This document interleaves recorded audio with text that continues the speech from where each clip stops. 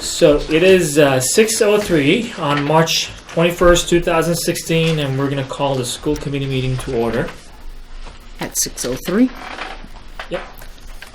We're going to start with the approval of minutes from March 7th, 2016. Did everybody get a chance to go through the minutes? Yep. Is there a motion to approve?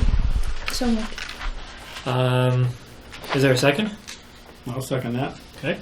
Any comments, edits, questions? Okay. All in favor, please say aye. Aye. Aye. Thank you. Thank you.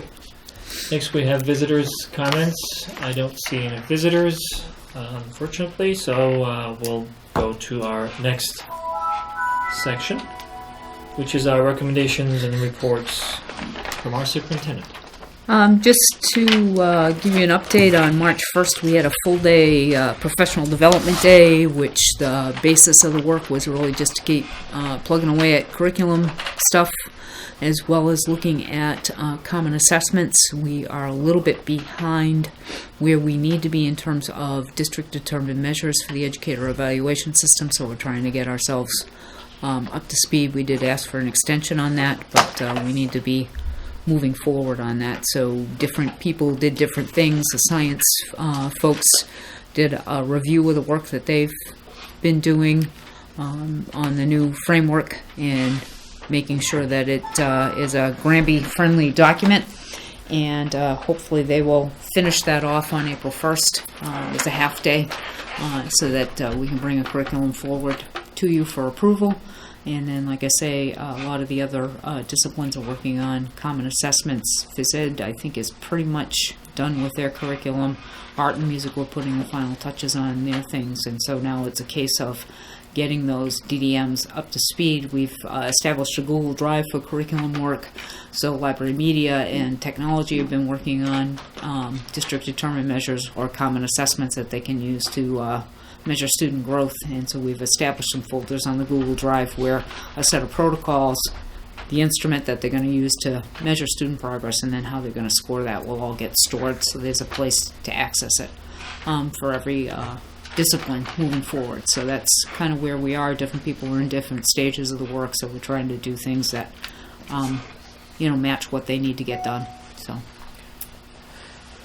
So just to better understand that, some folks are in different stages of their work. Yes. Is there a way to coordinate those so that they're on the same page, as there's some connection, or is it typical or usual that sometimes the pace is different and therefore they may be off a little bit? Right. Usually in curriculum work, you try to put things on a cycle so that you're not trying to do the entire curriculum, the district curriculum, all at one time, but you might be doing certain disciplines in certain years at certain stages. Just because oftentimes, particularly if you're doing a new curriculum, it requires the purchase of new materials, so you don't want to necessarily have one year where you're dumping all of that into the budget, but just sort of trying to keep an even keel.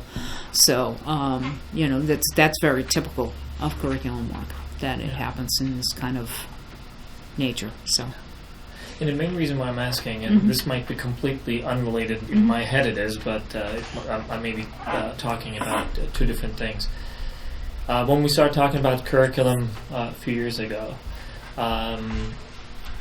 which was my first exposure, by the way, to that type of conversation, the understanding was that they were well synced, that we were going to have everybody on the same page whenever they needed to be on the same page. So you're saying that it doesn't really go that way. It just no, you sort of, and a lot of it depends. Like, for example, science, there's a brand new framework that just came out that's aligned with what's known as the Next Generation Science Standards, which were developed at the national level.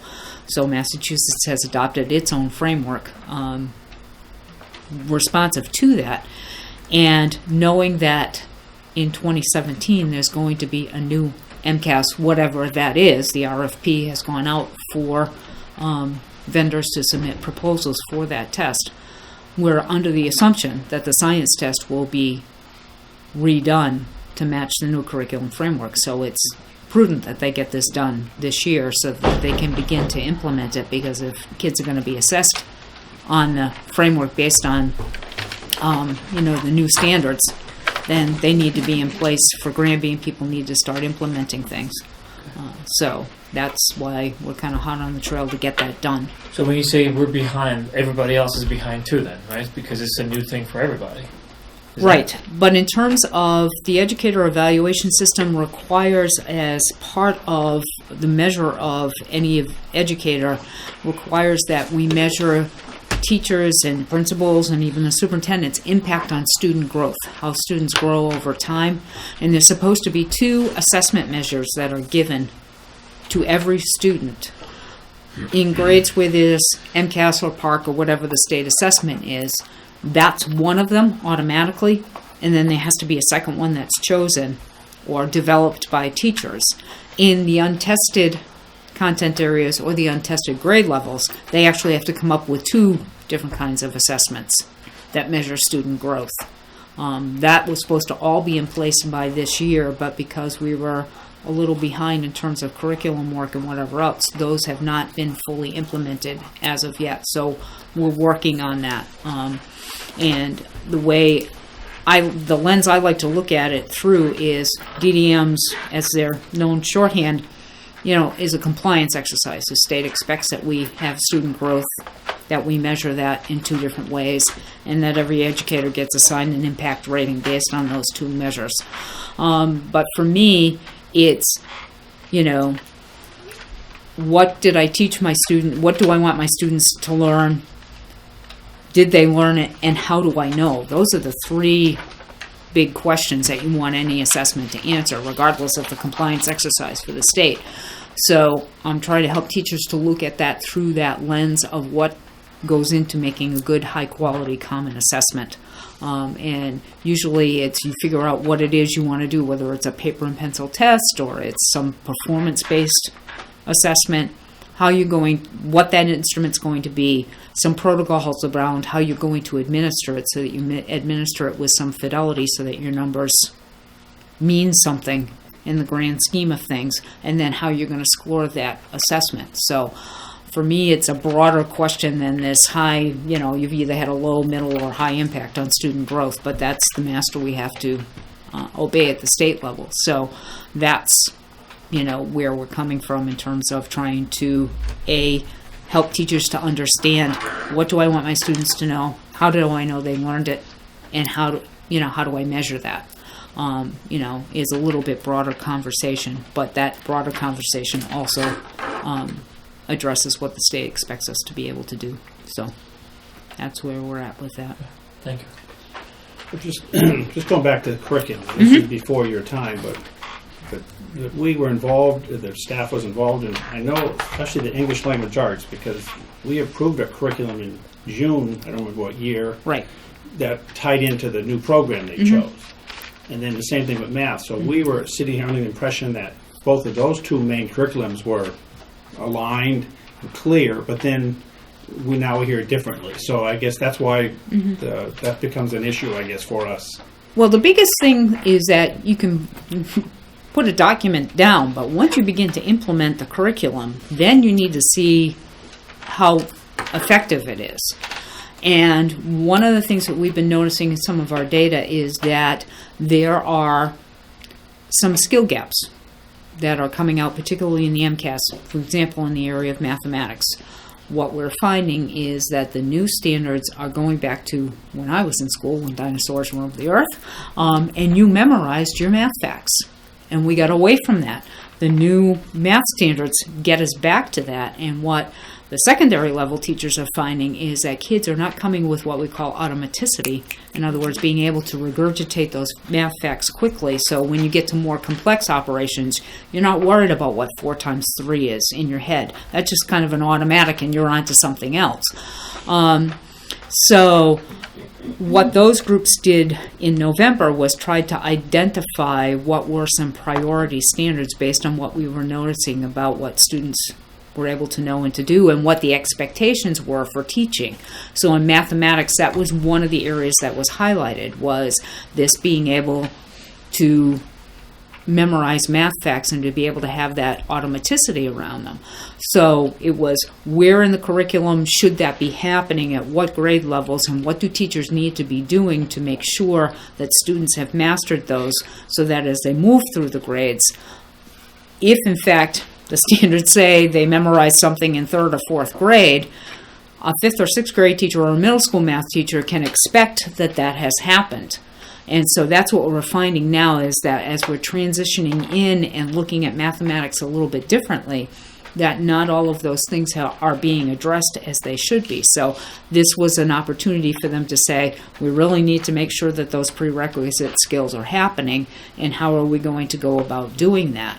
And so that was part of the whole thing. I think one of the other things that's come to light in the English language arts domain is this whole notion of writing to text. There's all this business around informational text that there's huge emphasis on, where you read a passage, you maybe have some sort of, thesis statement around that, and then you have to be able to support it with information from the text.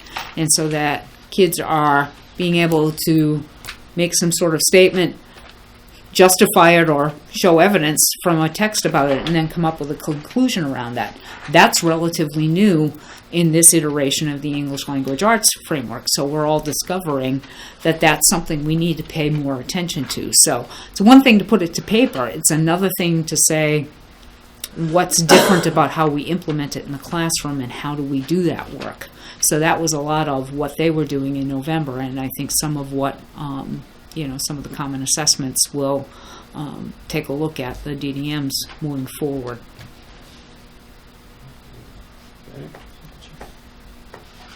Anybody else? Questions? No? Okay. So we have a half day on April 1st, and that work will continue and just keep moving forward. A lot of the groups are very close in terms of their assessment development and that kind of thing, so I think that last half day will sort of put them to the finish line, which is a good thing. Is that online that we'd be able to see the work they're doing? I can. In the curriculum folders that I see now? Is that the... I have not shared them with you, but I could, Okay. I can certainly do that. It's something I'm interested in. Mm-hmm.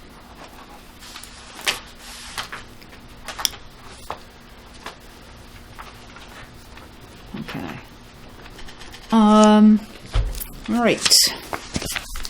The next item is a proposal that I gave to you around supporting students' social emotional learning, which was pretty lengthy in a lot of different parts. We've had now 3 meetings of a community partners group to try and take a look at this whole issue. It is not just a Granby issue, it is a Commonwealth-wide and a nationwide issue, and it was interesting. On Friday, the Massachusetts Association of School Superintendents, who's given a lot of emphasis to this work, published a white paper on social emotional learning and some of the research behind it and so on. So there's been a fair amount of discussion around this whole notion of how do we support students' social emotional learning needs, because that sometimes gets in the way of being able to access the general curriculum. So if you're having other issues, it's hard to focus on academics. So in the report that I gave you, we spent our first meeting just sort of brainstorming some things that kids were having issues with that we were noticing, and then through the work that we've been doing together as a group, and then some other groups on the side as well, we've come up with a set of proposals for you. One of the things that I noticed is that the bullying policy does require that students, that there's some sort of global anti-bullying program, curriculum, whatever you want to call it, that the district should be implementing that is grounded in research. And we have snippets of things, but we don't have something that's fully tied together. So on the March day, we asked the school nurses, the social workers, guidance counselors, and the speech and language pathologists, for whom social pragmatics is a lot of their work, gather together and take a look at some things that might fit the bill for the bullying program, but go a little bit beyond that to touch on the more broad social emotional learning range. And so their work resulted in them making a recommendation that the district adopt the Peace Builders program, which is a research-based program that I'm very familiar with, that just speaks to sort of a cultural shift of how are you kind to one another, how do you work with one another. They looked through several lenses: ease of implementation, cost effectiveness, the ability of having a common language that everybody could use around this. And so that was something that they wanted to recommend for the district, was to adopt the Peace Builders program. It would cost about $2,500 to train all of the staff up front, and then some probably some money for supplies, but nothing really huge. What happens is they will come out, say during the day before school starts, they'll do a training, and then each building establishes sort of an implementation team. They come up with an implementation plan for the building for the year and then move forward. It's something you can train your custodians on, you can train secretaries on, paraprofessionals on. I've trained bus drivers on it and whatever else. And it's just kind of a nice way to be able to work with kids around social emotional learning issues. So that was one thing that has come out of this work, is to be able to adopt the Peace Builders program. I also put some things in about, during the school day, some things about the life skills training program, the pirated brain program that the fire department has just done with the school nurses, our partnership with River Valley Counseling, and some of those kinds of things. So that this would be sort of global work that would be done with all students in that first proposal. The second area that we took a look at was what happens for those students who need supports that exceed something like this, that really need some bigger interventions. We have been contracting out, and so in that area we've got 4 different proposals. The first being that we are currently contracting out with a behavior specialist, working with kids on the autism spectrum, but also kids who have behavioral needs. I've been in some conversations with the superintendent from Hadley, who has also been contracting out for these services. We're finding we're paying a lot of money for contracted services, that if we jointly hired somebody, most likely a 60-40 split, 60% in Granby, 40% in Hadley, that we could actually get more services for a little bit less money than what we're paying out in contracted services. Right now we're projecting to pay about $65,000 for 2 days worth of services a week. We could probably do 3 days worth of services for less money than that if we were to hire jointly with Hadley. TMS has done this kind of work before, which would be to put together some sort of intergovernmental agreement between the two districts and then figure out, whether if we've got the lion's share of the position, we hire that person, we bill Hadley, Hadley reimburses us for the salary and benefits for their share of it, or how we work all of that out. But that's something we're taking a look at for the FY17 budget. The second proposal is to partner with the Bridge Family Resource Center, and these are centers that are in every county in the Commonwealth that have a relationship with the court system, usually trying to address students who are in the court system in some way, shape, or form. There is a resource center in Amherst that provides a lot of activities for students and for their families who are engaged and involved in the court system. One of the barriers we found here in Granby is that for some of these kids that we have identified, travel is an issue. Either they don't have a car or work schedules or whatever else. So we are looking at piloting with the Bridge to bring them here to do some anger management classes with kids for whom that seems to be part of what's going on for them, is they're having a hard time managing anger, and so therefore they're winding up in the juvenile justice system as a result. So there's a small group of students whose parents are also on board with that, that would like to see us try and do something this spring for about an 8-week period to try and address that need. It would be at no cost to the district. This is being picked up by the district attorney's office, so that would be of no cost to the district. So hopefully that would be something that we would provide as well. The third proposal, and there's a fair amount of backup in your packet around this one, is to institute a structured learning center at Granby Junior Senior High School, and we talked about this at the last meeting. We are currently sending students out of district to placements because we don't have any kind of programming for them here in the district who have some behavioral issues.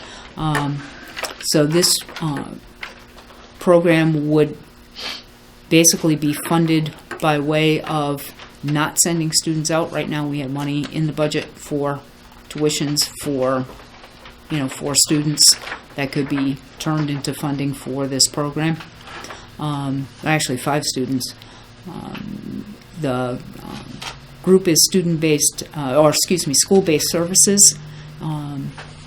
And Mary Barks, who is one of our interim co-directors of pupil services, has worked with these folks in a couple of settings. She's worked with them in Springfield and in Ware to provide programming. They are currently providing program also in Holyoke and a few other places. I know that Mr. Cavallo is going to plan to take a visit to see what the Ware classroom, I think, looks like, so that he can get a better sense of it. What their proposal would be is that they would provide a therapeutic environment for these students, so that we kind of judge how much of their day would need to be in this program and how much of their day could be in with the general population. Right now, by sending students out, they have no contact with the general population whatsoever. So the purpose of this is to try and give them as much exposure and contact with their friends, their peers, who are in the regular education stream along with them, but also, if they can't tolerate that, to give them a safe place to be that has a therapeutic component. We'd be looking at, give or take, $150,000 for them to provide clinicians and the program structure. We would also have to hire a dually licensed regular ed special education teacher to be the lead teacher in the program as well. They would do program liaison, all of that kind of business, so that we could actually do something that's more therapeutic in nature for kids, that is short of having to send them off to an outside placement, which really isn't necessarily the best thing for them. So that's one thing that we're looking at. And then the last proposal, one of the partners at our table has been in, was it Allie that found them back at Chimney Corners? Yeah. Was it Allie that found Beckett Chimney Corners? Yes. Allison Jordan Gagner was the one who actually introduced us to the Beckett Chimney Corners YMCA Berkshire Outdoor Program. They do some pretty phenomenal stuff with kids around this whole domain of social emotional learning. They have a day program for middle school students that they do in the Bronx that included in this particular packet, that just gives you an example of some of the work that they do. Those programs that they provide are fully customizable to what the district needs. So that's something that they could provide in-house, one day a month, coming in and working with middle school kids around identifying and solving problems, rather than getting into it and helping them work through the social emotional domain. So looking to do those 4 things in tandem with one another as during the school day kinds of extra supports for those kids that really need that extra support beyond something that like a Peace Builders would do. And then for a lot of these kids, difficult times of the day for them are not necessarily in school, but it's also outside of school, after school. Sometimes we get in a little trouble outside of school because we're a little too footloose and fancy-free, I guess would be the way to say it. Or there's not a whole lot of family support for these kids or whatever else. So We have a long-term partnership with Children First. They're interested in helping support social emotional learning with the students that they serve. And as you know, the Collaborative for Educational Services is getting a program up and running in the district right now. They're doing some surveying of parents to gauge interest in soliciting teachers and others to do the classes after school in hopes that will start sometime next month. And then to be able to do some of those kinds of things. And the collaborative program really wants to focus on enrichment, STEM offerings, theater arts, visual arts, creative kinds of outlets with kids so that they have other ways to be able to express themselves. And then the other piece would be to work again with the Beckett Chimney Corners YMCA to provide some after-school and vacation programming to kids at the middle and high school levels. And there's a 21st Century Learning Skills grant that the period to apply is open now. So with your blessing, we will get our grant writing pens out and get that done pretty quickly because the deadline to apply for the funds is April 5th. The window is open right now, and the first priority is for districts who have not accessed these funds before, and these funds could be used to support the Beckett Chimney Corners after-school program. So that would be something that we would want to look to do outside of the school day. And then the last piece is that while you can support kids, families really need support as well. And so some of the things that we have looked at is the fact that there is some economic disadvantage that's playing into this. So how do we help families who are access services that they might need to access outside of the school day?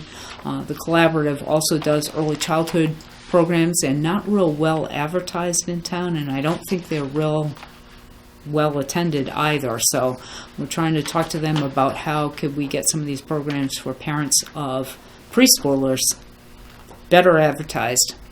How could we find ways to get parents here, whether it's to provide childcare, or something like that. So we need to spend some extra time sort of fleshing that out, what that would look like, but certainly that's work that we want to do. So we've done a lot in 3 or 4 meetings of just sitting down and trying to figure out, how can we all come together and work in a way that makes sense, so that we don't have people working at cross purposes and that kind of thing. But how do these things sort of integrate together? So, questions, thoughts? I'm curious about on the first part, category of needs. If you know the approximate percentage of kids we're talking about. I don't. Just I'm maybe gonna, off the top of your head. I will tell you that we are talking about increasing numbers. I don't have anything in hard and fast data, but I will tell you that we're looking at little ones at West Street School that are coming to us with issues in hand. Preschoolers, kindergartners who are just really struggling with coping with a learning environment.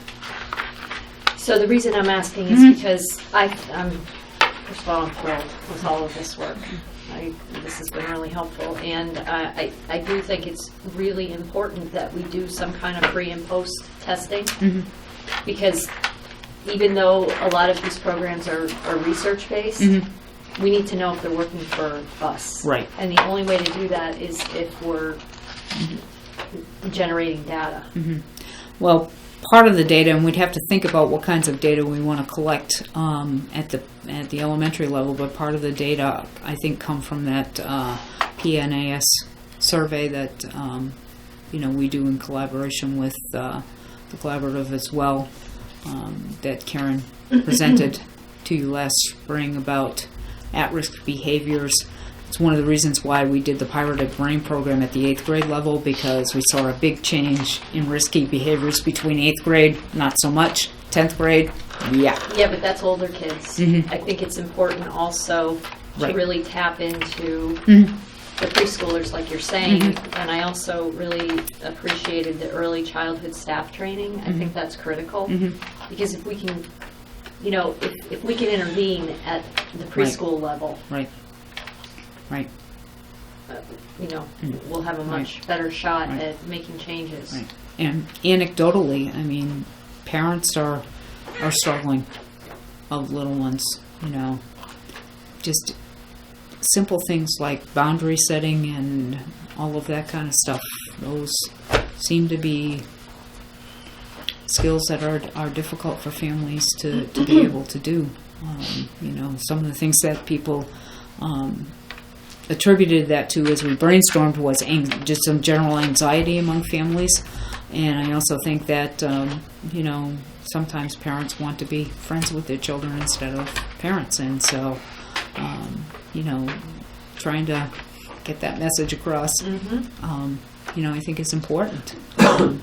And we're seeing some younger children for whom boundaries have not been set. They come to school where there are lots of boundaries, and it's a struggle.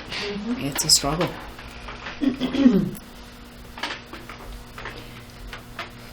So I see for the Go ahead, Jim. budget, if I looked at this structured learning center proposal, according to this, you've already identified 12 students. No, we have not identified 12 students. There would be room in the program for 12 students.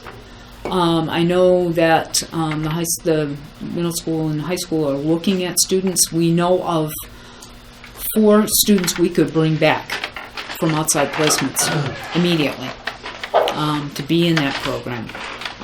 There are other students that we're in the process of identifying to be in that program. So using those tuitions to fund the program also opens the doors to more students and prevents more students from potentially being sent out. Are these grades 7 through 12? 7 through 10, right. 7 through 10 is what we're looking at right now. And what would you anticipate, your best guess as to what kind of tuition money are we talking about? 'Cause all these things are going to cost money, so what kind of money are we possibly saving on tuitions? We would, between Your best guess. tuitions and the transportation for said tuitions, would fund this program, literally. But what figure are you talking about? It would be just so we have some their figures. proposal is $155,000, which would include both sort of a program lead and therapeutic staff, and then we'd add a teacher on top of that. So it'd be about $200,000, but we could basically fund it through tuitions and transportation saved.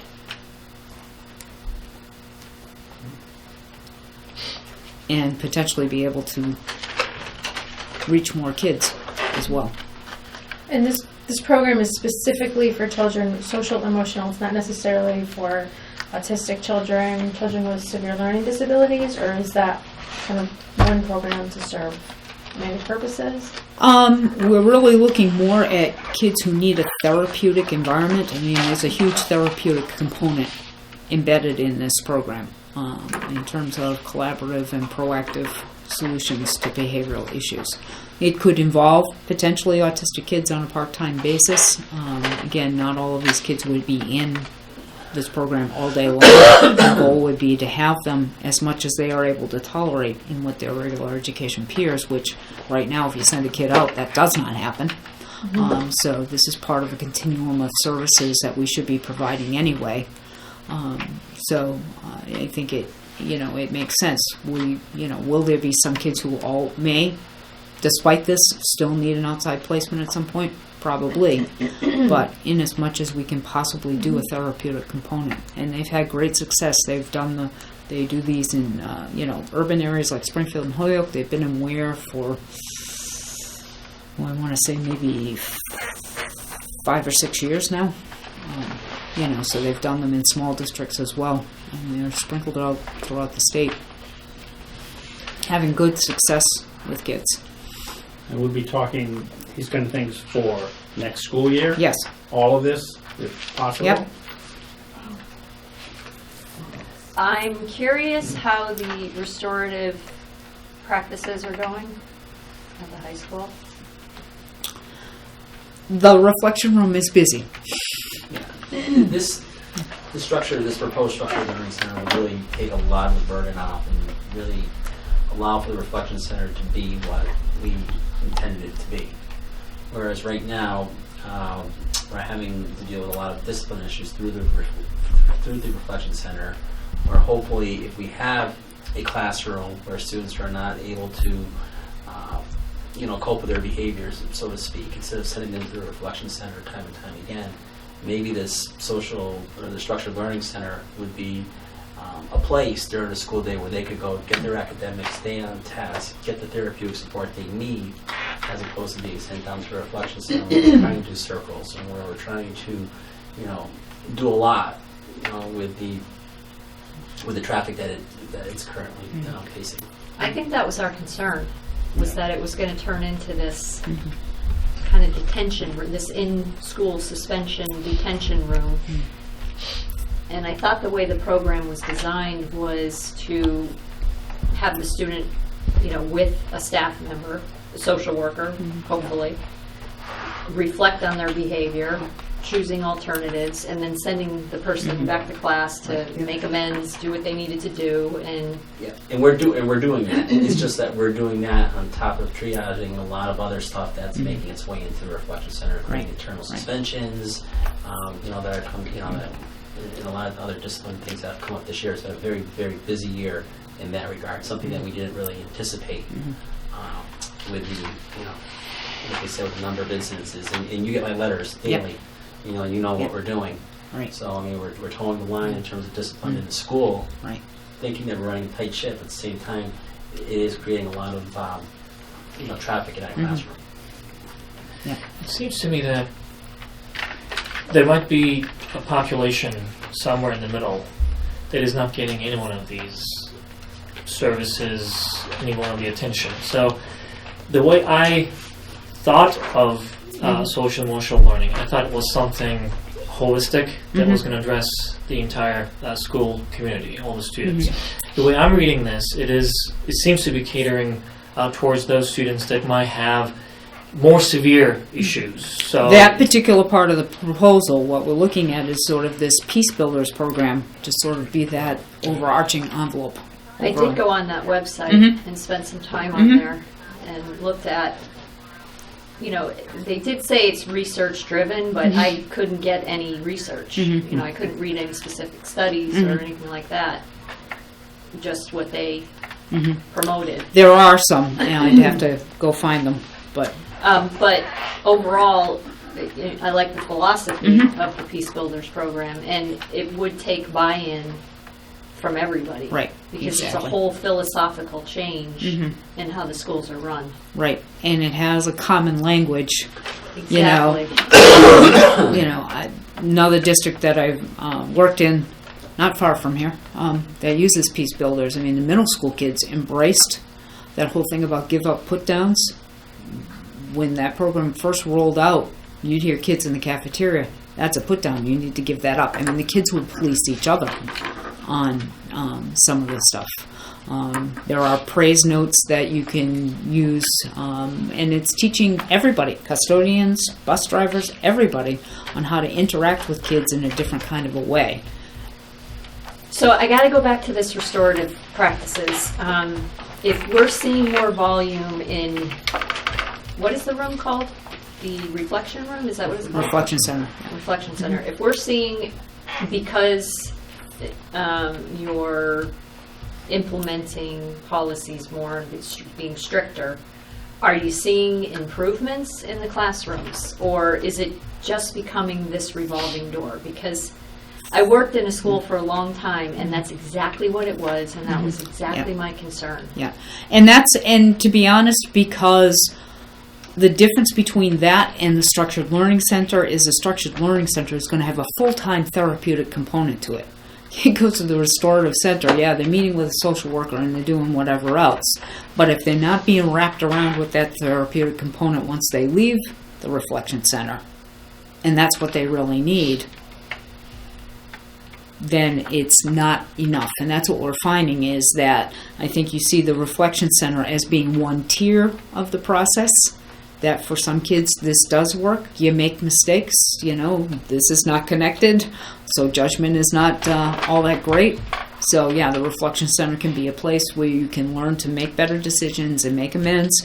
But for a lot of our kids, and we're seeing an uptick from preschool on up, of kids who are just dealing with a variety of stressors, whether it's just general anxiety in families, or families that are in crisis, or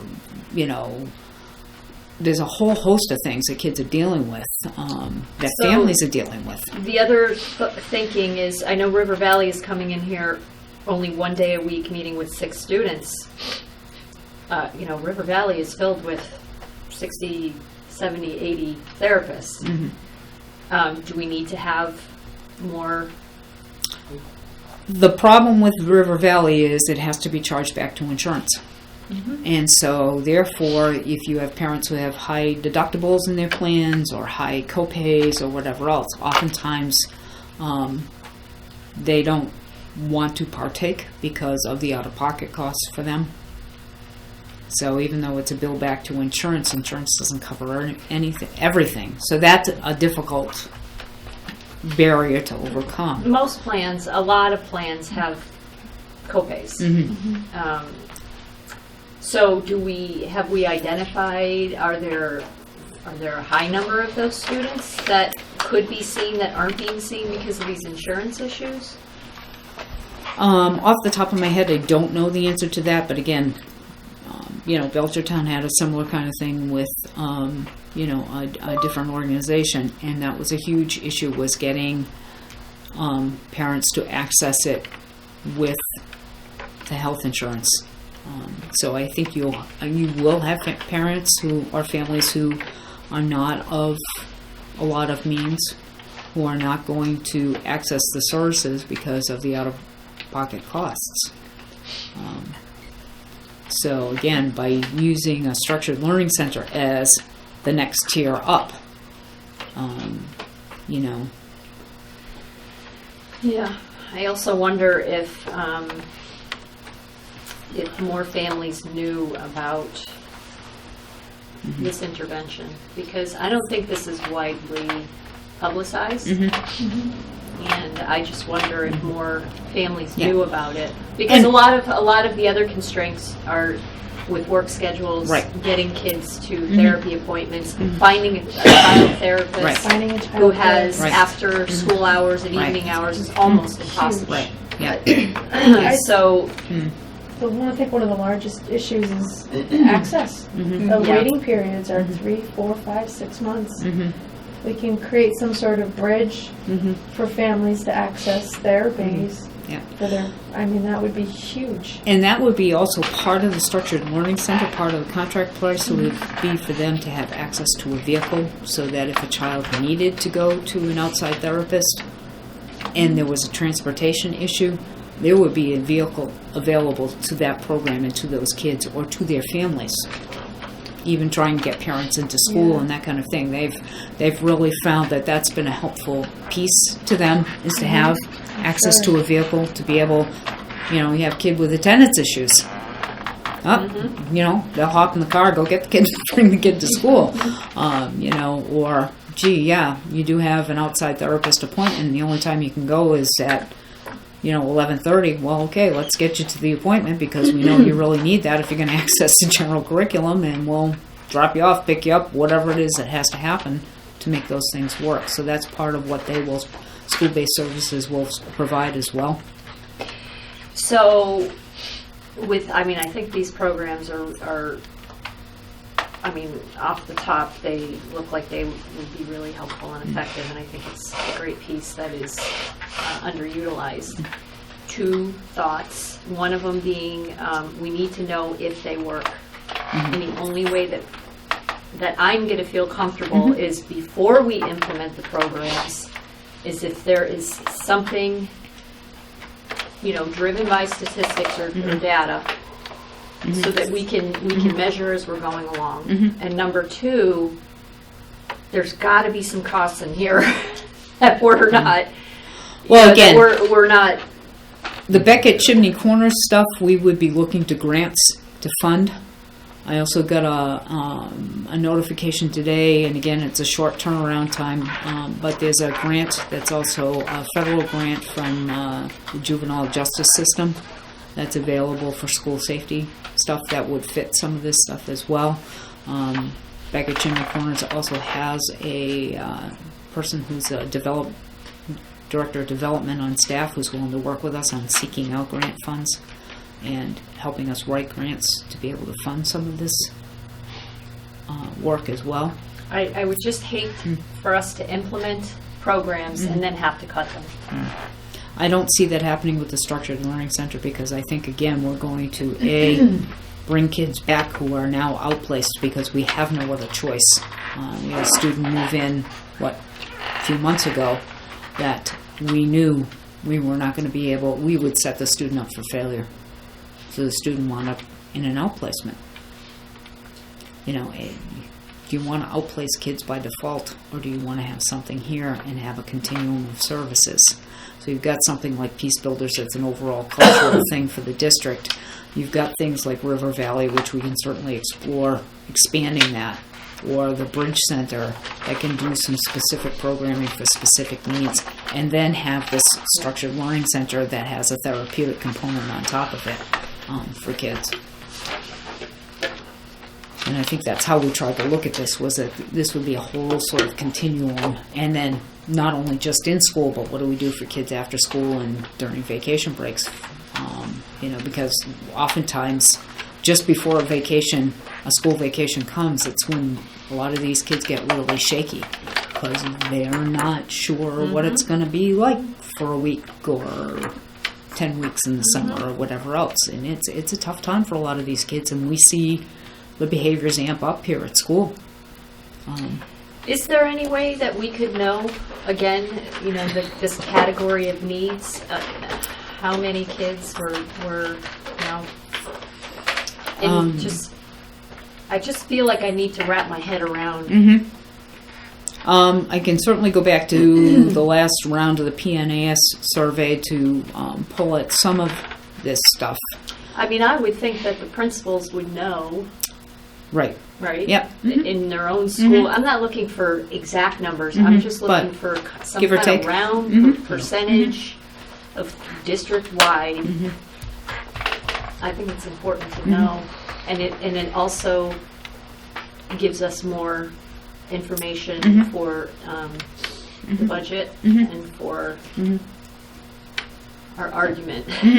That makes sense. That does. I think we need, we need to shore up our conversation. Yeah. But again, I agree. for example, the Structured Learning Center program would be funded from savings in tuitions for sending students out.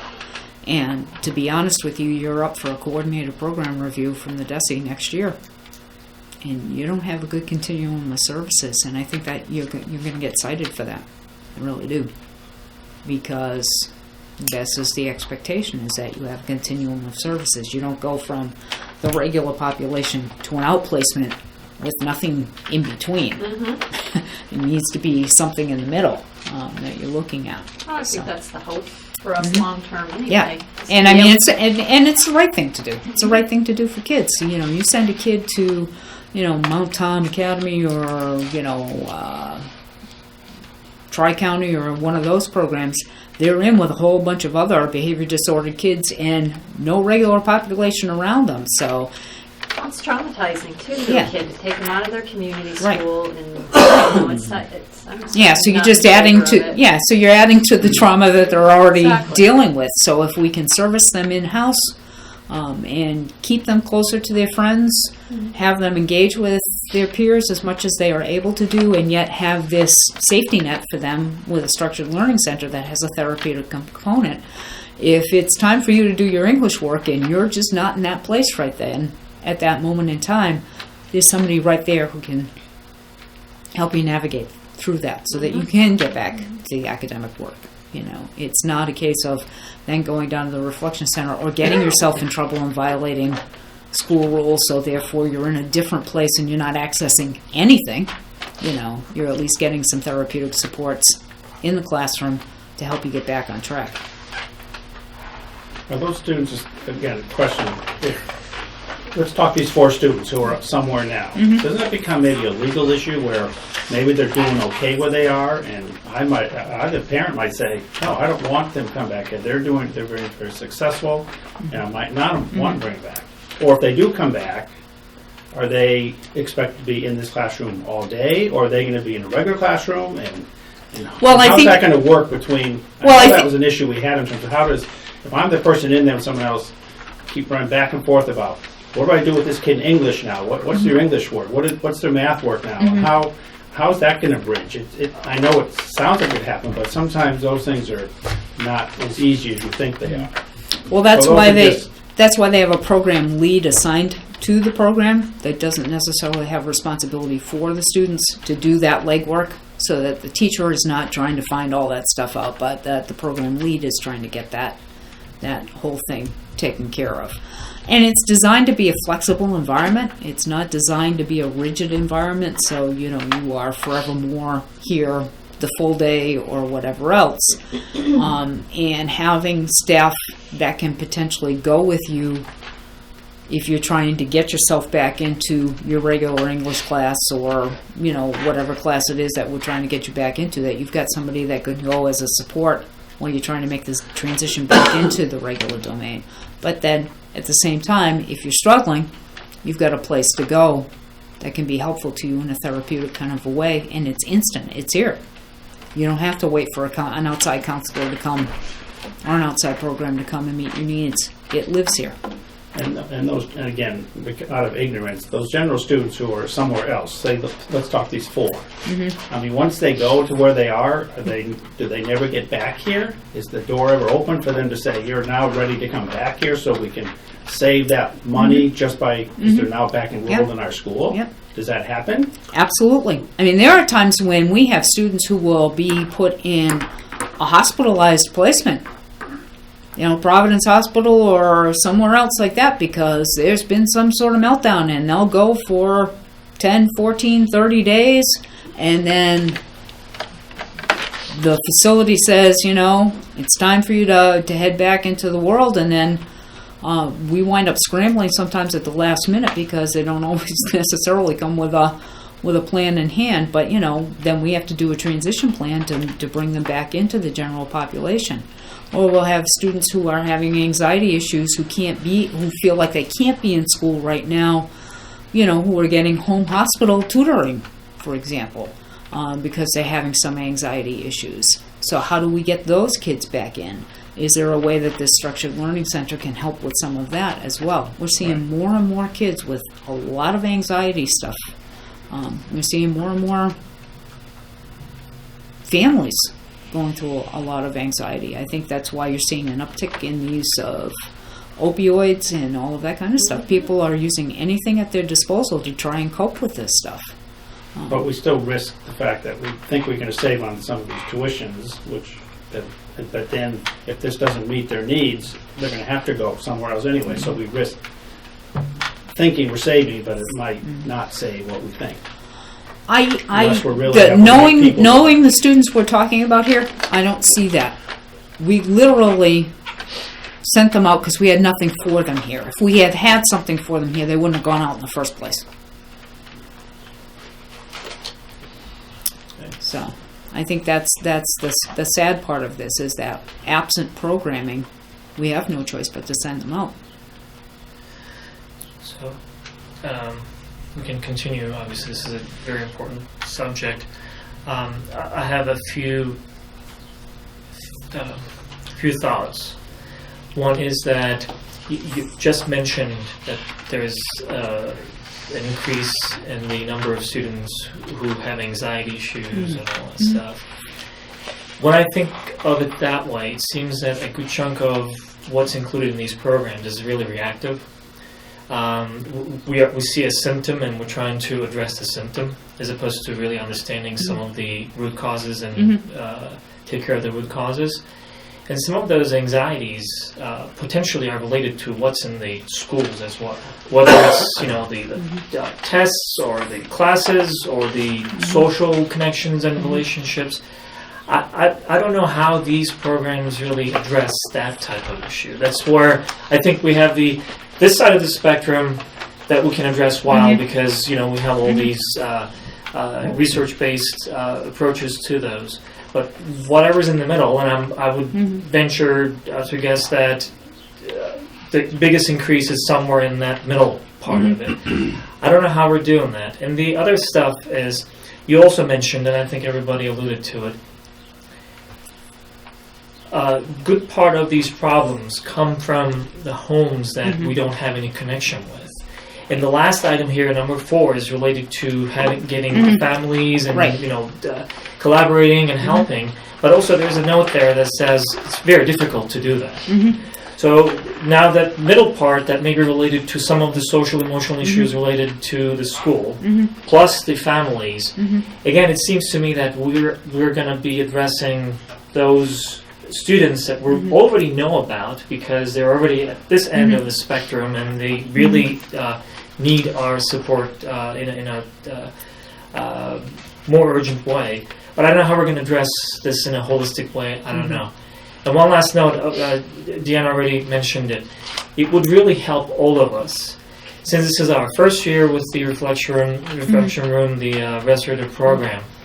Last year when we had the conversation, and we wanted to find out about what was really driving our conversation, how many students were we expecting, is there any estimate, we did not know, right? So this year we find out that it is working overtime. So it is making me think in a couple of different ways. One is, was there a problem that we were never aware of that suddenly is becoming more obvious, and then we have this huge traffic coming in? Or potentially, is it possible that now that we have a reflection room, it's driving its own traffic? In other words, we basically say, hey, we have a reflection room. It's not a severe discipline room. It's basically a reflection room. So the easy way to basically start sending more students in that way. I'm not saying that it's done that way, but sometimes these mechanisms drive their own traffic. And the last thing related to that, it would be great to find out whether there are recurring visits, what subject matters actually are typically getting these students to go into those rooms, how often, and I think that's where you were going with that as well, that when we have good data, that would allow us probably to say, okay, this chunk of it actually belongs to this structured model as opposed to here. Then when we go to folks to explain that there is a cost related to it, it allows us to put the narrative around it, the big narrative that we keep on talking about. That would be very helpful. I think it's also important to know that students that end up in this reflection room, it's because of an interaction they're having, right? And we can't underestimate the influence of the teacher, right? And what's happening in that interaction. And so to continue, especially at high school level, when kids are really developing their critical thinking skills, and they understand what it's like to feel disrespected and unheard, and so if to put all of the responsibility on the students without taking a look at the whole picture, I think is unfair. Well, and I think that was the whole purpose behind trying to find a program like Peace Builders that would be more global approach. I think that's really critical. Yep, that's in a tiered world of interventions. That's tier 1. That's the global thing where, okay, we got to think about how are we interacting with kids. I think, some of it may be some interactions that could be managed a little better. I think we're finding, though, that some of the kids are going to the Reflection Center. They are choosing to make decisions to get themselves in there. There's some of that going on as well. I have no doubt. Some and I also, self-selecting behaviors. I'm sure. And and I also have no doubt that it is provoked. Some sort of negative interaction. Because again, there's 3 versions of the truth. Right. And so I think we just need to be careful about putting all of the responsibility squarely on the kids. I would encourage you guys to go on Peace Builders. I would really be interested in what you think of it. my initial thought was positive, because I do think it takes a whole philosophy change. Right. And for everybody to be on the same page. I mean, I can remember training custodians and saying to them, you see things in the cafeteria that no other adult sees because they don't think you're watching.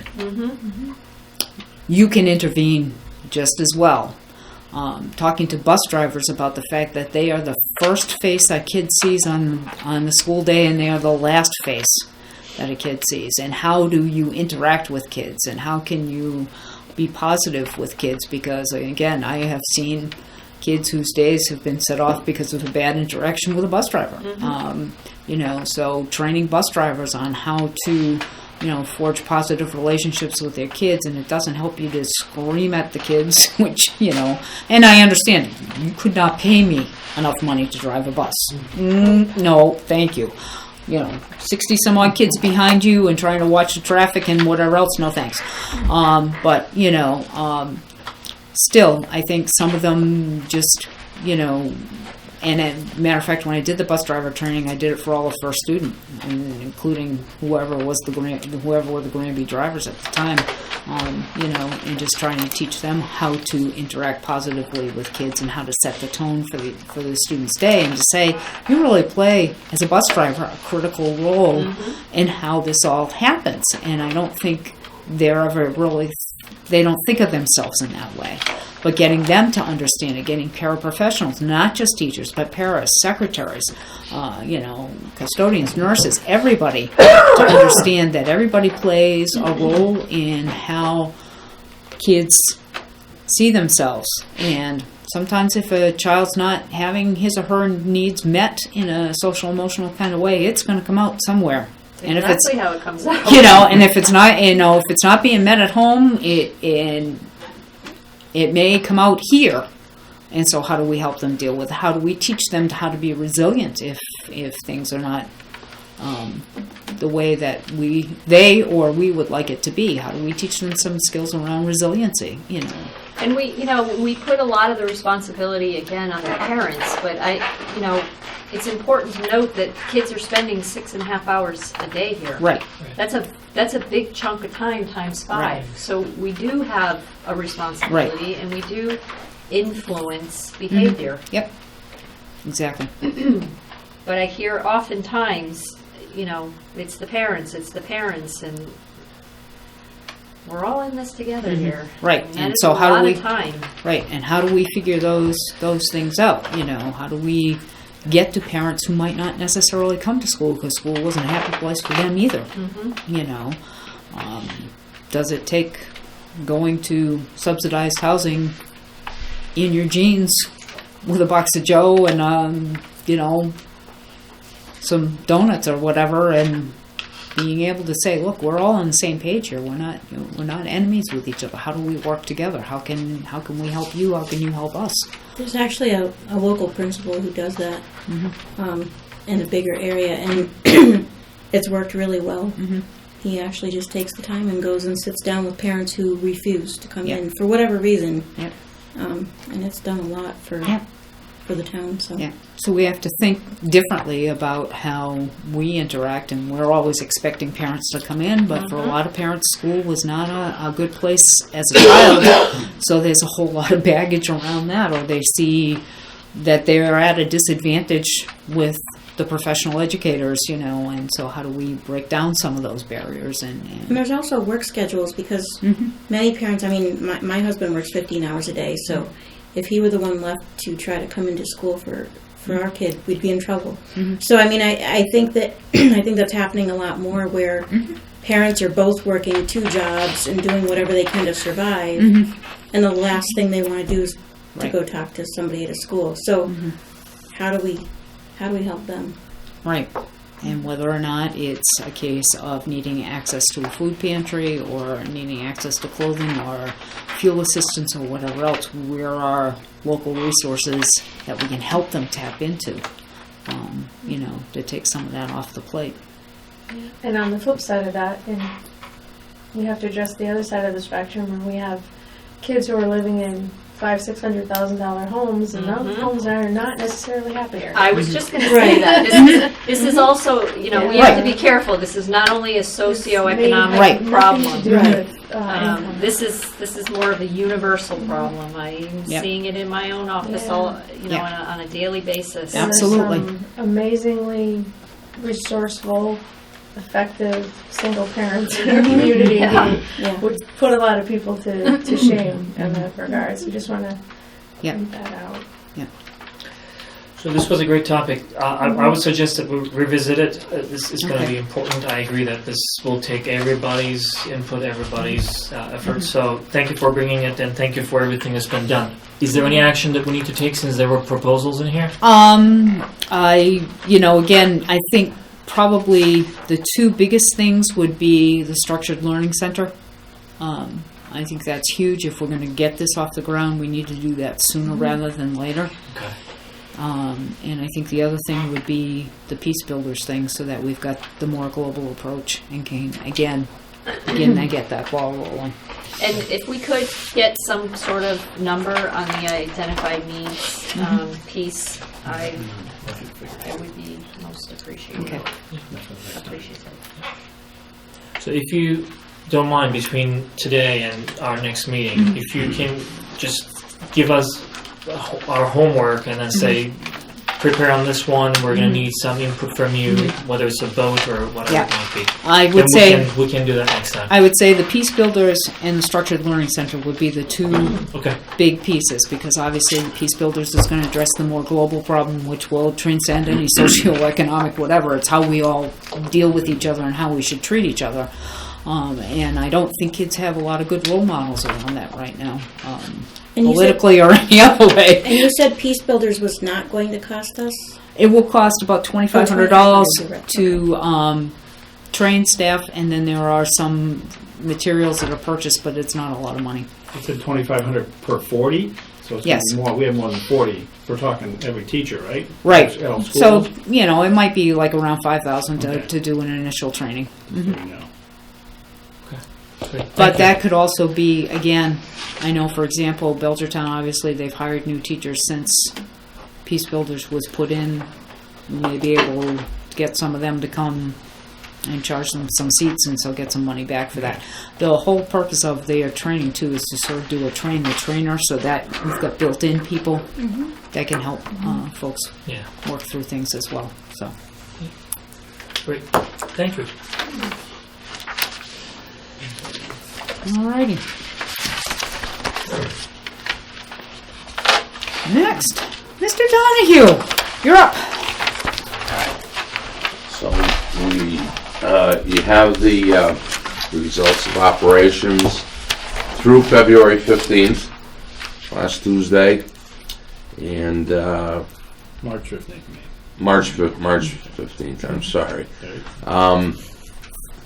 And as you can see, again, what is expended are actual numbers. What is under the encumbrance column is both encumbrance and projected. We're projecting to spend most of that money, even though not all of it has been encumbered. And once again, I know it's been redundant here every month, but we're tight. We're continuing to analyze just about every area of the budget. I think I can say with some confidence that I think we're going to be okay through the end of the year. Say that again? We're going to be okay. However, it is very tight, and you can still have surprises. We've already had some. Yes. So, that's I guess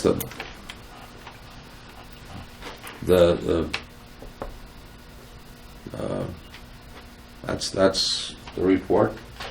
Or some of these, have you frozen some accounts because there's not too much change on things to save some money, or some things frozen? We're trying to keep some discretionary Yeah. accounts.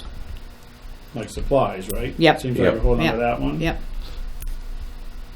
How about the custodian operations? That one is not fluctuating too much. It's a lot of money Yeah. for now or March. Well, here, let me explain that, and you can also look up at the 2300, the function code, teaching paras. Yeah.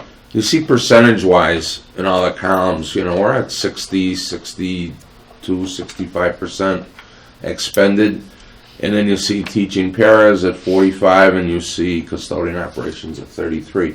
There's salaries built in there, and those will be paid out through August. Yeah.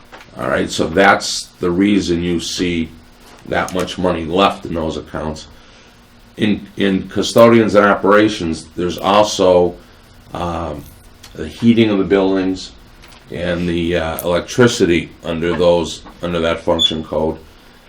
And as I've explained in the past, we're saving a lot of money this year on both, mainly on heating, but also on electricity. So that's the reason for those low expenditures at this point in time.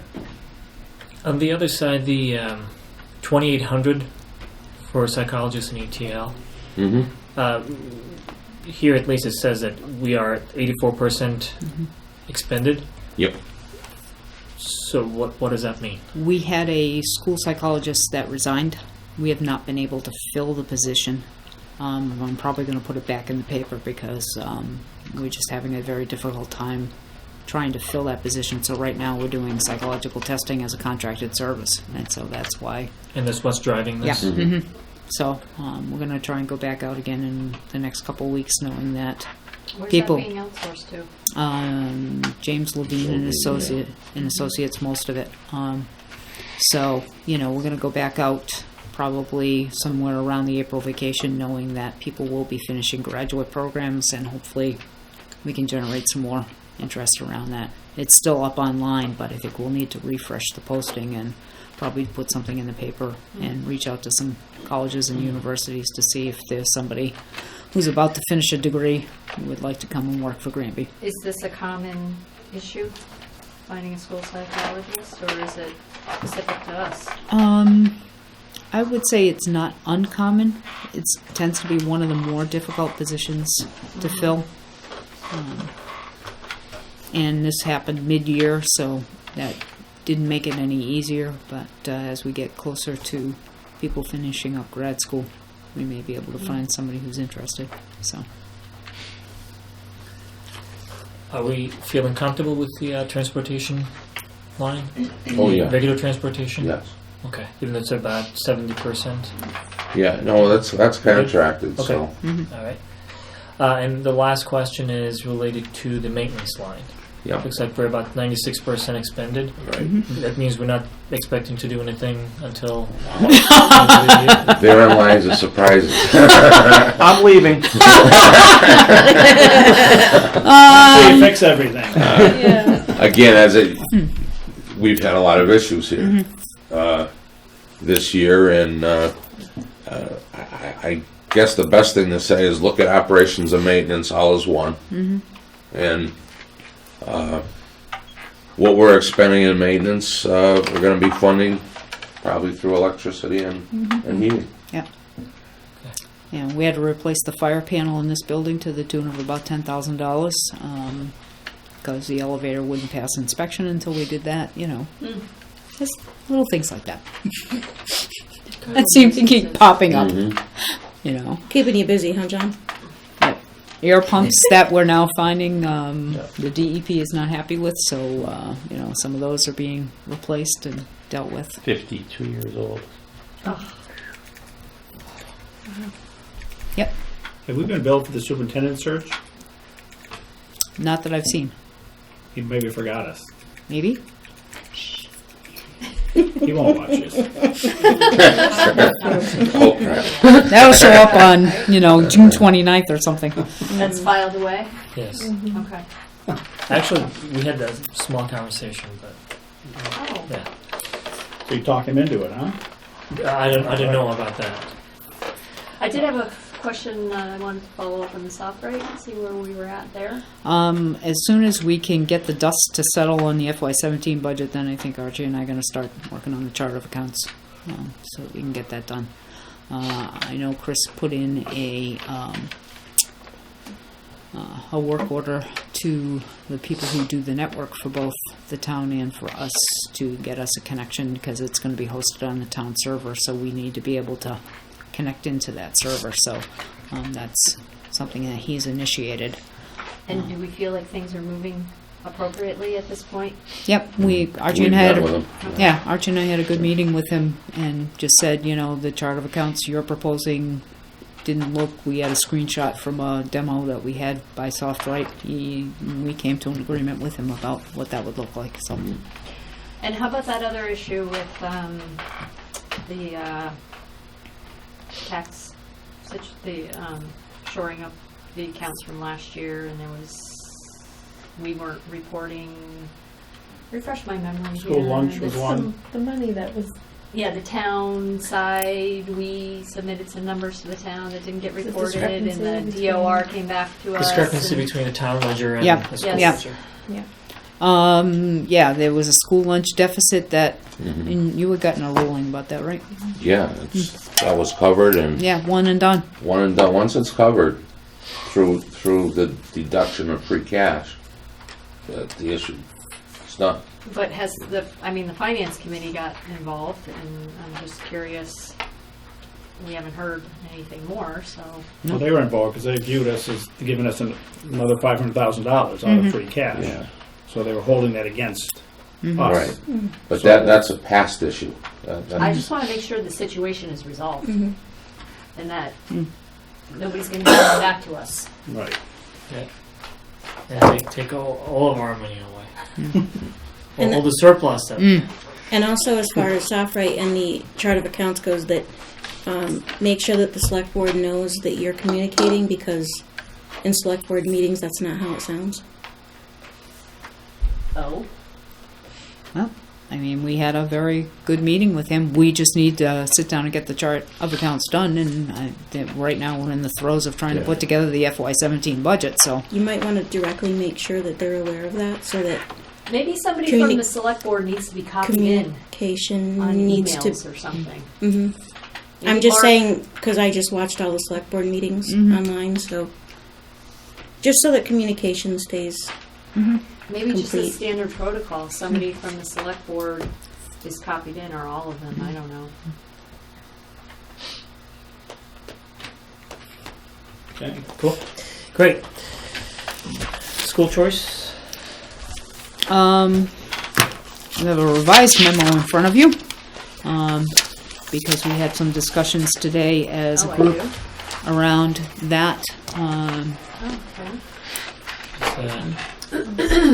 It's in the. I saw it, but this is another one. I took the old one out of the Google Drive and replaced it with this one. So really, the I don't know if big I have the revised one. the big change is kindergarten. We had originally thought we would have 3 sections. Kindergarten registration just happened. Only 33 students have registered for kindergarten. There's a few out there, according to the census, that West Street has reached out to. But even at that, it really is not enough to support a 3rd section. So, and we had talked about in the first presentation of the budget of increasing kindergarten to 3 sections, but I think looking at the registration, that we would leave it at 2, and so therefore we would not offer choice seats, so that if we had some families move into the district, we would have a little wiggle room. That was based on what class size? We were looking at, if we were going to be somewhere in the 40s, that we could take in some choice students Okay. and support 3 sections, but at 33, taking in choice students really would not support a 3rd section. Okay. So we would pull that as well out of the FY17 budget. So at grade 1, currently kindergarten is at 2 sections and an enrollment of 45 students. But if we were to assume 3 sections, because sometimes we do get folks who will send kids to first grade who have not sent them to kindergarten, they've sent them to kindergarten elsewhere, that we would be looking at being able to take about 6 more students with 3 sections and be okay. Grade 2, it would assume 3 sections. Currently grade 2 is at 2 sections. We would assume 3 sections. First grade enrollment is at 48 right now. And again, that seems to be a grade level where kids move in over the summer, families move in over the summer, and we pick kids up. So if we added 6 more kids to that through choice, we could certainly support 3 sections there. Grade 3 does have 3 sections right now. The current grade 2 enrollment is 46. So again, we'd be adding 6 seats to that. So that could keep 3 sections viable. 4th grade, the current 3rd grade enrollment is 55. So we'd be looking at 10 seats there in 3 sections. 5th grade, I'm looking at the wrong thing. I'm sorry. 5th grade. The enrollment in 4th grade right now is 70, so we would not look at school choice at that grade level. Grade 6, we could pick up a few easily. So we're projecting 3. Then at the high school, we're looking at projecting offering up 5 seats at grade 7, 8 seats at grade 8, 5 seats at grade 9, 9 seats at grade 10, and 3 seats at grade 11. We usually don't recommend bringing in choice at the 12th grade because it's a really hard transition unless there were extenuating circumstances. So that's what we would be looking to offer for school choice seats for next year. So one thing that I was trying to understand is when we look at grade 5, we see 0. Right. So there are no school choice students currently that... No. We would not offer school. This is Would open asking. up. This is opening up for school choice for next year. We would not open seats in 5th grade because there's already. But whoever's already in school choice will would actually remain. oh, Correct. okay. Yeah.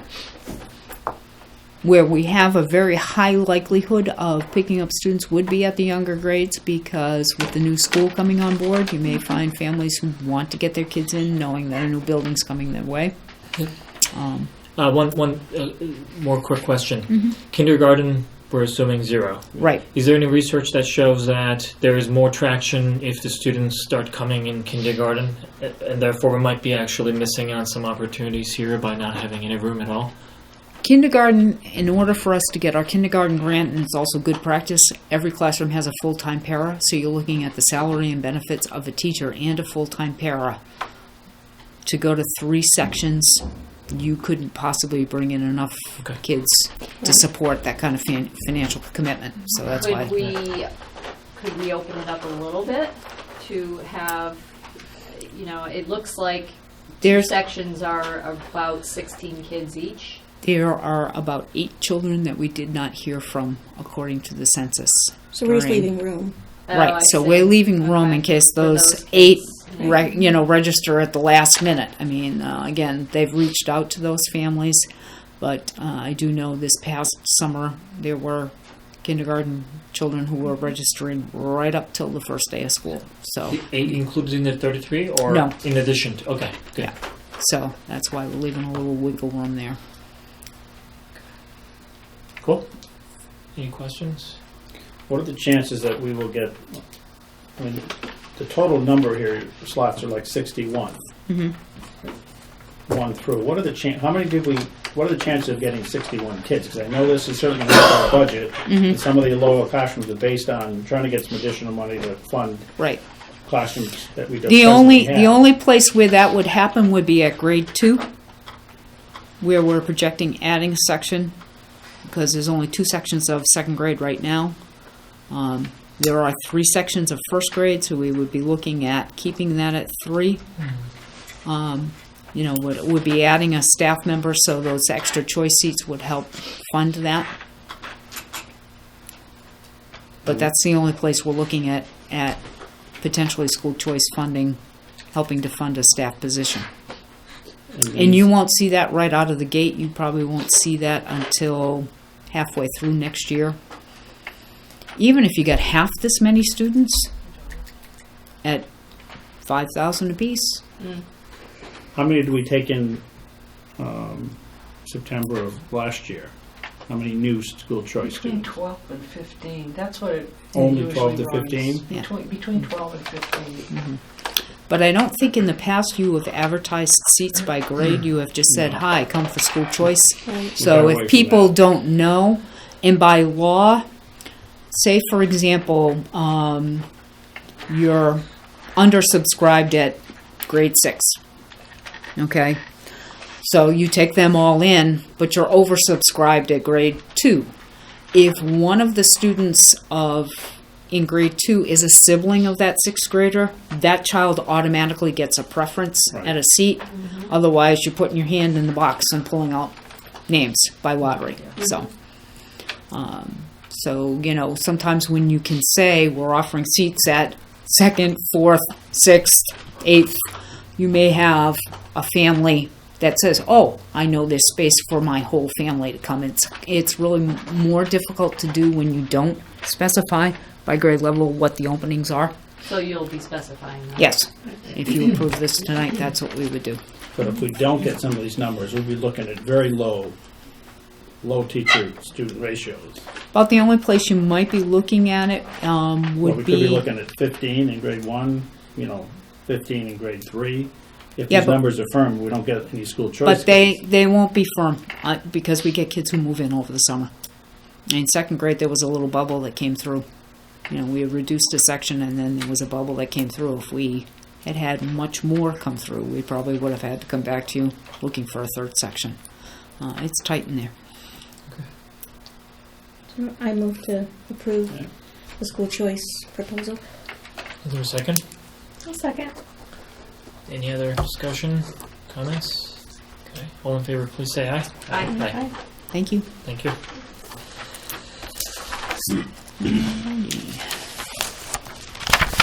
Let's way up here. Okay. All right. The FY17 proposed budget. I'm not going to give you numbers tonight because we're still working on trying to verify all of the salaries and making sure that numbers are fully and wholly accurate. Both Archie and I have had eyes on things, and he's caught some things that I didn't catch. So that's why he's handy. And we're also taking a look at the potential of moving some staff members around. I have not had a chance to talk to those people as individuals yet, so I would prefer not to talk about that tonight until I have an opportunity to chat with them. But by next meeting, we expect the dust will have settled on numbers and we'll know precisely where we're at. So I think we'll be in a better place to do that. But the work is continuing. We're still having discussions at senior leadership team in terms of looking at staffing and all of that kind of thing and what makes best sense programmatically for us for next year and how we're going to take care of business. So Okay. Thank you. School building project. I was on a conference call with MSBA, the OPM, the architects, Chris Martin, last week on Friday, as we make the transition from the FSA point to now going into design and construction. So they were just reviewing the timeline with us in terms of documentation in different modules. We're also having a transition to the personnel we'll be working with at the MSBA as the project moves forward. So it was just really kind of the nuts and bolts of what's going on. They will start to have periodic meetings with the district as things move forward and with the architects. Some will be here, some will be in Boston, getting ready to move things along. The architects are going to be meeting with teachers next week to talk about furnitures, fixtures, and equipment and some of those kinds of issues, and so getting some feedback from some of them. John had a great meeting, I think, with the architects prior to the school building committee meeting. He had a lot of questions and concerns that he raised with them and a lot of ideas that he brought to the table in terms of thinking about things that might be good for, the work of maintaining the building and keeping the operations afloat. So they've taken all of that under advisement and working with their engineers and whatnot to try and address some of his concerns and take some of the specs into consideration. So things are moving forward. I missed the last school building meeting, but was the MSBA very happy that the vote passed? Yes. Were they jumping up and down? And Yeah, they were very excited on the phone on Friday. They really Good. were. So, yeah. good. They said, it was time. It was due. was time, yeah. So, they're pleased to be moving forward with everything. And there was a timeline that was distributed at the last school building committee meeting so people would know design documents and probably going out to bid December, January of the end of this year, beginning of next calendar year, beginning some site work in the winter, as much as hopefully if we have a mild winter like this one, they'll be able to get some things done with an official groundbreaking or ceremonial groundbreaking in June of next year. Yeah. So, yep.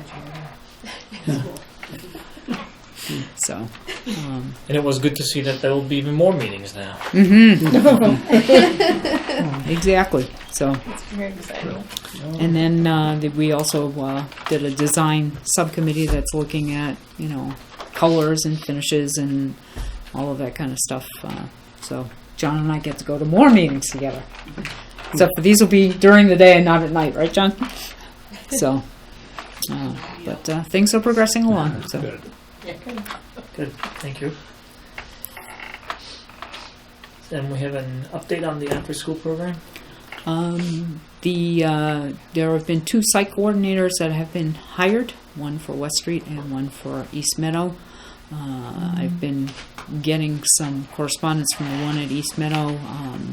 Recently just wanted to get a pre-registration form that we've popped into the digital backpack and sent out to all the East Meadow families, just saying, what are you interested in? Is they're trying to figure out classes. She's also put out an all-call to staff as well in terms of who would like to teach what, or if they know of somebody who might be able to teach classes. So I think we're getting close to getting things settled. I haven't heard a whole lot from West Street's activity, and unfortunately poor Deb was under the weather for most of the week last week, so I think she's just trying to get back up into speed. She got the flu that all the little kids had been coming in with. You stayed clear of that, I hope? Yes, it won't far. Yeah. I see. We had a meeting this morning. I was like, I think I'll sit at the other end of the table. Thank you very much. And when do you expect that we're going to start the program? Hopefully next month. April 4th. April 4th? April Okay. 4th. You know more than I do. I do. Just for information, I just got a message from the West Street coordinator. Looks like low-tech games, yoga, theater, team building and leadership, and circus school. Wow. That's So, awesome. for us to roll. Yeah. And they've already begun hiring enrichment instructors. So things are moving along. Sounds good. Maybe we should go there too. Sounds fun. I want to go to circus school. I think that's Yeah. Amazing. Cool. Thank you. Then we have some upcoming business. Next time we're going to talk about the Director of People Services selection process, or actually it's going to be even beyond that. Actually, we did some interviews last week. The second round of interviews is tomorrow night, and hopefully, or tomorrow afternoon late, hopefully we will have a couple of finalists to bring forward to the school committee. So I guess the question is, when would you like to interview more these people? meetings. Do you want to do it in the context of your next regular school committee meeting, or do you want to do a separate time? Because obviously once the finalists are named, we need to move along pretty quickly. So I would suggest let's just take a look at what we need to discuss at our next meeting outside this that we absolutely need to discuss. Budget will be one. Yep. And, if it's going to be too long, then we don't need to, I would say, make it a 5-hour meeting and add this there. Otherwise, probably it would be good to have everything done in one meeting, and we can start with the interviews and then continue with our regular meeting. I mean, we could basically pare it down to FY17 budget and going back to the SEL proposal and leave it at that, Okay, I think that's a good idea. unless something comes up that's urgent. Cool. Everybody agrees? Okay. Third, right? All right. Yes. So just so that we know how to, you know, Okay. we can set. So let's do everything together. April Start with the Sure. interviews and then we'll continue. Right. Great, So- thank you. Monday before. As far as the interviews go, do we have questions? Do we have proposed questions, or how is that going Good to work? question. We'll have to work on that. Just ask whatever we feel like asking? Yeah, I don't know that we do that. I can Exactly. Yeah, I can send you the questions that the search committee has been asking all of the candidates. And then maybe if we started on the 4th at 6, so that you could sort of finalize up some questions of your own, and then bring them in at 6:30 and 7:15, let's say. Be done with interviews by 8. Okay. Okay. Does it work for everyone? Mhm. Yep. Can we do it? I know you, okay. Okay. All right, let's do it then. So the next meeting was supposed to start at 6:30, so we'll actually start it at 6. Mhm. And then that way you can finalize, you know, I'll send you what the search committee has been asking and some thoughts about what might be some good questions to ask in the final one. Okay. Okay. Okay. Sounds good. Thank you. And the emergency operations plan. We are getting close to the end. We still have some things to finalize, but hopefully by the second meeting in April or the first meeting in May, we should have a plan ready for your approval. Cool. So, So are we gonna have an opportunity to read it before then? Oh, yeah. Okay. No, we're still voting on it. No, I'm just. I was wondering if you were gonna show it to us then, and then we're gonna wait another meeting to approve it. But if it's gonna no, come to I us think before we'll then. do it, and we may want to think about whether or not you want to, if you want to do some sort of public hearing in advance of, you know, voting on it, so that the public has a chance to weigh in, and we can get a draft out there. So that's Yeah. something to think about. That actually sounds like a good idea. Because there are some things in there I'm sure will attract some attention and some questions. Good. Thank you. So I think that's all we have for this evening. All the correspondence related to what we discussed. The only thing that we haven't discussed, and that's just the latest water report. And the news is good. Which is amazing. And the man in the back is the reason why it's as good as it is. He's not Tim, John. John has been hyper vigilant about this. You know, I can't say enough about what a good hire we made here. He's doing almost as many, or some days more hours than I am, which is wow. The only time I don't see him is on Sunday afternoon. But you know, he's working long days. He and I were on the phone at 4 or 5 this morning. You know, and he's still here tonight and sitting upright. Kathy's poking him to make sure he's awake. But you know, John's just really done an incredible amount of work to the point where this last set of results came from a single draw. DEP did not require 2 draws. We may be getting close to an every other week sample based on some discussions he's had with the field rep. So I think the DEP is pleased with where we're at. That's good. Thank you, Jen. Yeah, thank you both very much. Based on the inventory that you all did together with the DEP and the lab and all that, do you foresee any changes to any of the pipes? I know that something is being done already for 1 or 2, but are we seeing a more comprehensive approach on that? Is there a need for No, that? Okay. really, we're going to address the high school kitchen sink over April vacation. The DEP cited the hot water intake pipes from the hot water heater as being corroded, but we also noticed the main intake pipe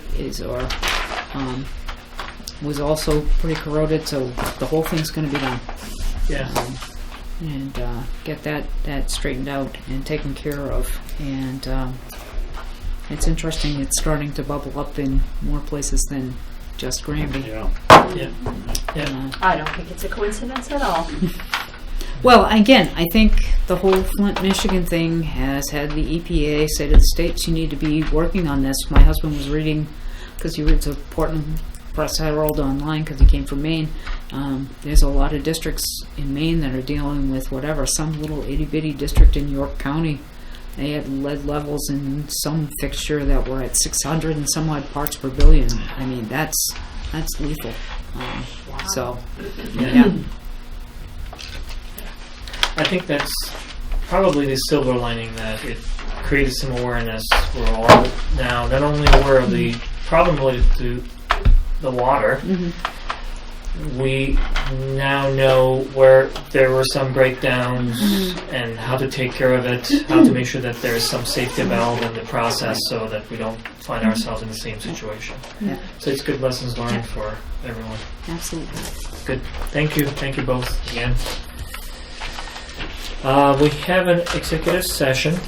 We'll vote to enter into executive session under Massachusetts General Law, Chapter 38, Section 21, Part A3, to discuss strategy with regard to collective bargaining, as doing so in an open session may have a detrimental effect on the bargaining position of the committee. The committee will not return to open session. Ooh, lucky you. Can we have a roll call, please? Deanne Payne-Markowski, aye. Jennifer Curran, aye. Maureen McCourt, aye. Jim Peters, aye. And Reverend, aye.